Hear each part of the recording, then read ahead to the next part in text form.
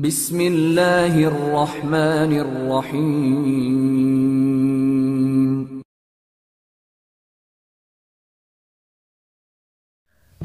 Bismillahirrahmanirrahim. Assalamualaikum warahmatullahi wabarakatuh. Alhamdulillahirabbil alamin wa bihi nasta'in wa ala umurid dunya waddin. Wassalatu wassalamu ala asrofil anbiya'i wal mursalin wa ala alihi wa sahbihi ajmain. Amma ba'du. Sahabat rahasia zikir yang dirahmati oleh Allah Subhanahu wa taala, senang sekali rasanya kita bisa berjumpa lagi di channel ini. Semoga dengan menyimak video ini senantiasa Allah memberikan rahmat dalam ketaatan, kesehatan, barokah umur. Semoga rezeki yang sempit dilancarkan, yang sakit diberikan kesembuhan, yang memiliki hutang segera dilunaskan, yang mempunyai hajat segera dijabah oleh Allah Subhanahu wa taala. Amin amin ya rabbal alamin. Sahabat rahasia zikir yang dirahmati oleh Allah Subhanahu wa taala, Syekh Husnas Syarif, seorang ulama besar di Mesir, bercerita tentang seorang yang terlilit banyak hutang di tengah kubangan kemiskinannya. Dulunya dia adalah orang yang sangat kaya raya, namun jatuh bangkrut sampai terlilit hutang sana sini. Setiap hari rumahnya penuh dengan orang yang menagih hutang. Akhirnya ia terpaksa pergi menjumpai seorang saudagar kaya dan meminjam uang sebanyak 500 dinar. Saking terkenalnya, dia sudah banyak hutang sampai-sampai saudagar ini bertanya, "Kira-kira kapan Anda akan melunasi pinjaman ini?" "Minggu depan, Tuan," jawabnya dengan singkat. Ia pun berhasil meminjam uang, lalu pulang dengan 500 dinar di genggamannya. Uang itu segera dia bayarkan kepada orang-orang yang setiap hari datang menagih hutang kepadanya, sampai 500 dinar yang ia peroleh itu tidak tersisa sama sekali. Namun sebelum lanjut, saya mengajak Anda untuk menekan tombol subscribe dan like agar channel ini selalu memberikan amalan dan menyebar kebaikan dunia dan akhirat. Hari demi hari ia bertambah sulit dan terpuruk kondisi ekonominya, hingga tempo pembayaran hutang telah tiba. Saudagar mendatangi rumah si miskin dan mengatakan, "Tempo hutang Anda telah tiba." Dengan suara lirih dia menjawab, "Demi Allah, saya sedang tidak berhasil mendapatkan apa-apa untuk membayar, tapi sungguh saya terus berusaha untuk melunasi."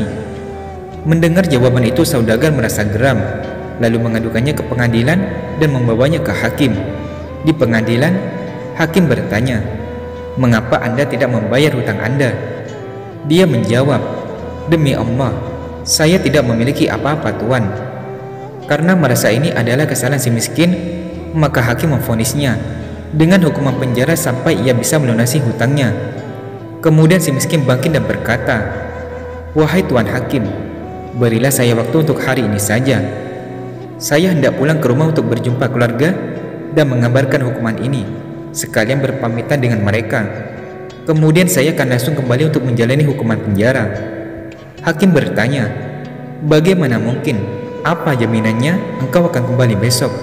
Lelaki itu terdiam, tapi seolah mendapat ilham di benaknya. "Rasulullah jaminanku, wahai Tuan Hakim, bersaksilah untukku, jika besok aku tidak kembali maka aku bukanlah termasuk umat Rasulullah." Sang hakim tersentak diam. Ia sadar betapa bahayanya jaminan itu jika si miskin berbohong. Hakim berpikir sejenak, lalu memilih untuk percaya demi Rasulullah. Hukuman pun ditunda sampai besok. Sesampainya di rumah, si miskin mengabarkan kondisinya kepada istrinya bahwa besok akan dipenjara. Istrinya bertanya, "Kenapa sekarang kau bisa bebas?" "Aku menaruh nama Rasulullah sebagai jaminanku," jawabnya dengan singkat dengan wajah lesu. "Jika nama Rasulullah yang menjadi jaminan bagimu, maka mari kita bersolawat." Dan mereka pun bersolawat kepada Rasulullah dengan rasa cinta dan ketulusan hingga mereka tertidur. Tiba-tiba dalam tidurnya mereka bermimpi melihat Rasulullah. Beliau memanggil nama si miskin seraya berkata, "Hai Fulan, jika telah terbit fajar, pergilah ke tempat alim Fulan, sampaikan salamku padanya dan mintalah supaya ia menyelesaikan hutang piutangmu. Jika alim itu tidak percaya, maka sampaikan dua bukti ini. Katakan padanya bahwa di malam pertama ia sudah membaca sholawat untukku 1000 kali, dan di malam terakhir dia telah ragu dalam jumlah bilangan sholawat yang dibacanya. Sampaikan padanya bahwa ia telah menyempurnakan sholawatnya." Seketika si miskin terbangun dan terkejut. tanpa ragu. Setelah subuh ia pergi menuju rumah sang alim dan berjumpa dengannya. Tanpa buang waktu, si miskin menyampaikan mimpinya.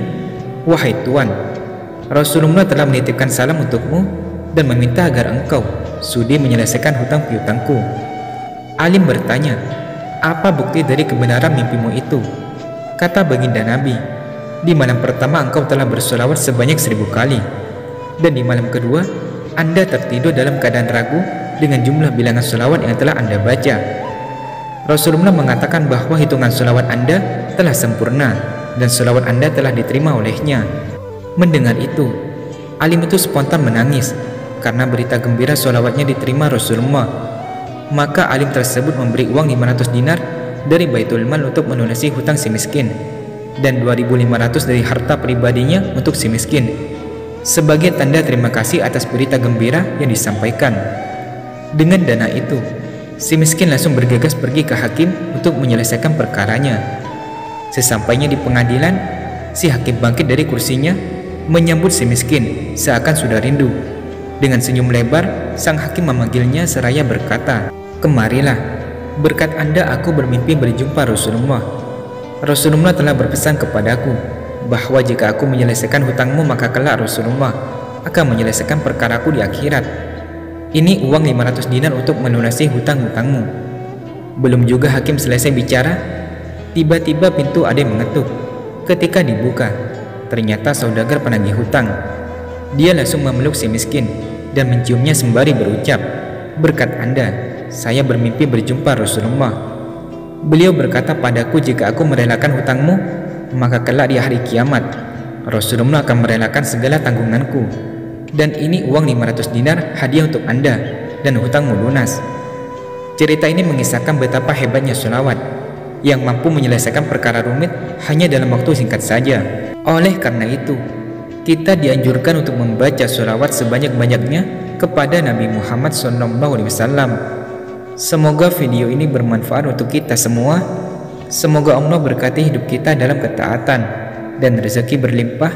Ihdinas siratal mustaqim. Wassalamualaikum warahmatullahi wabarakatuh.